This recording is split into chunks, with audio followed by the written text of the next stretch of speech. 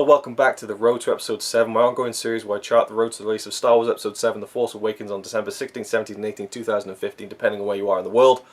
And in this one we're talking about the pre-sales. I got my ticket, I've talked about it already, midnight showing on the night of the 16th of December / the early hours of the 17th of December, which is where it comes out in the UK. And I'm really excited to be going to a midnight screening, and the pre-sale has been crazy. And I've said before, I've never experienced a film sell out in 2 months in advance or even a week in advance. I've never, I mean, it just blows my mind. It really does. I didn't think there was this much power behind the thing. A lot of people, the general kind of public who aren't really like into the movie kind of scene, like they don't follow the news and stuff like that, they'll go and see a film when it comes out. Oh, that's out, let's go see that. But they don't follow it, you know. They don't follow the movie industry. They seem to be like, oh, there's a new Star Wars film coming out. Like, a lot of people didn't know. I mean, obviously, us hardcore Star Wars fans, we knew about it, you know, 3 years ago. But I find that kind of interesting that it still has this power where the pre-sale has now apparently, I mean, this is like, I don't know, like 4 or 5 days ago it was announced that that they've already made $6.5 million from Star Wars Episode 7. Excuse me. It is 2 months before the film has even come out. It's ridiculous.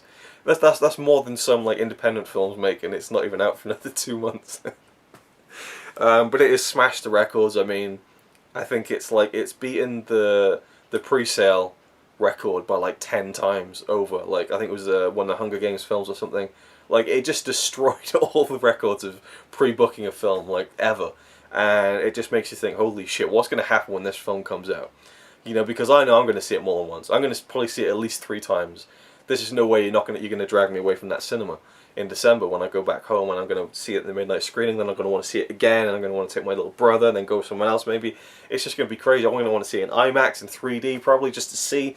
And that's the thing as well. It's in IMAX, it's in 3D, so it's going to be even more expensive. The ticket prices are going up, and it's just going to be mental. I know people on Twitter said they've booked 5 showings. You know, it's just, it's going to destroy, I think, at least, hopefully, fingers crossed, Jurassic World.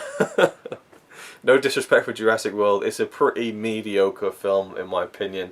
I enjoyed it a lot, it was a fun blockbuster, but it just kills me that that is the 3rd biggest film of all time. Will it beat Avatar and Titanic? I don't think so. Maybe it will. I mean, it just remains to be seen. And how long it runs for, and if the reaction is positive when the film first comes out. I mean, even The Phantom Menace was, you know, panned by everyone, but it still made like $700 million worldwide, something like that. So, and that's like 15 years ago. So, anyway, just wanted to talk about that. I think it's mental, but it's really cool at the same time, and it just gives such a buzz to the thing. It's like, oh, it's selling out, you know, you got to get your ticket, you know, and it's just, there's people selling tickets on eBay. It's mental, it's absolutely mental.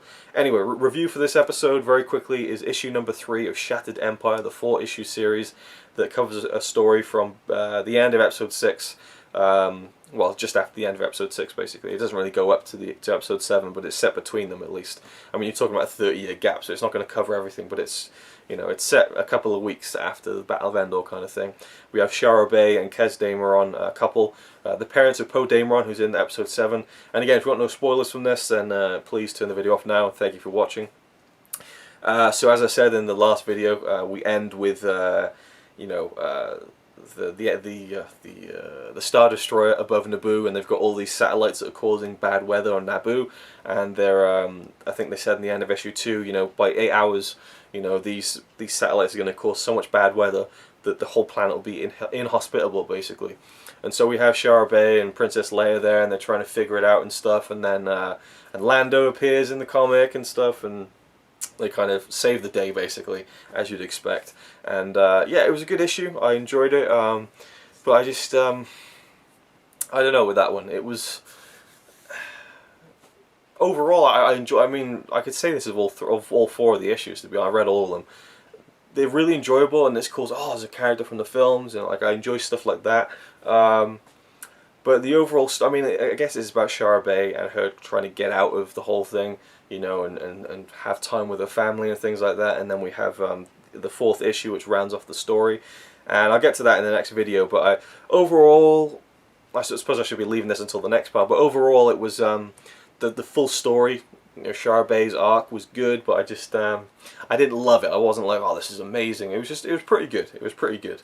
And the third issue just kind of sits there for me, and then the fourth one is a bit more interesting. So we'll get to that in the next one. Hope you enjoyed the video. Thank you for watching, and I'll see you with the next one.